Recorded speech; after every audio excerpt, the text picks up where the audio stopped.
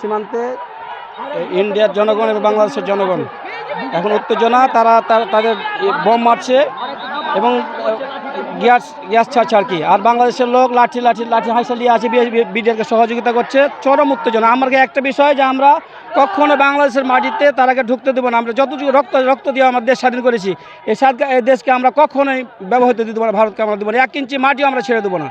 আমাদের রক্ত থাকতে আমরা ছাড়বো না, কখনো ছাড়বো না ইনশাআল্লাহ।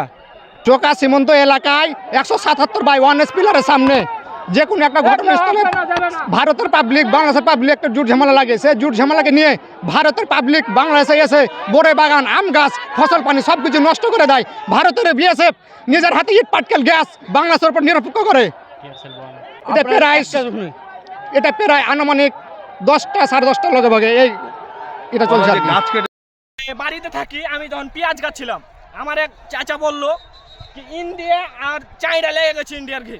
আমি করছি তাহলে তো বাচ্চা দেখে আমার দেশের কাজে কি যে আমার যে বিএনপি আমলে এটাতে কাজে লাগে, আমার দেশ যদি রক্ষা করতে হবে আমার দেশে এসে দেখছি তো ওরা কিন্তু টিএসএল বোম গুলি কিন্তু বিজেপিতে সব কিছু চালাইছে, বিএসএফ ইটকুল টিএসএল সবই চালাইছে। আমাদের বিজেপির একজনের আঙুল ফেটে গেছে, একটা কাইতে লেছে, মানে 1 ইঞ্চির খন্ড লেগে আছে।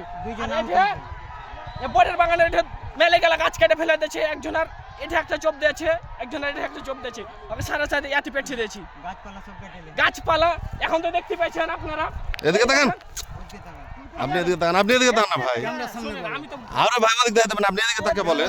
অনেক কিছু সব কিছু কেটে ফেলে দিয়েছে। বইয়ের বাগান দেখেন, আমার গেটে একটা দাদার বইয়ের বাগান আছে, একটা চাচার বইয়ের বাগান আছে, মানে সব বিশ্বাস করে দিয়েছে।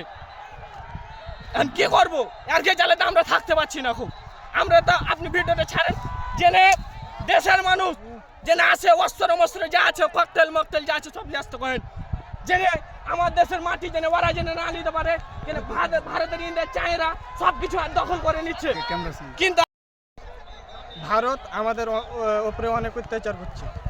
ভারত আমাদের গাছগুলো কেটে নিয়ে চলে যাচ্ছে, আমাদের কেড়ে যত গালা ছিল সব কেড়ে বিএসএফ আর কেড়ে পাবলিক সব নিয়ে চলে গেছে।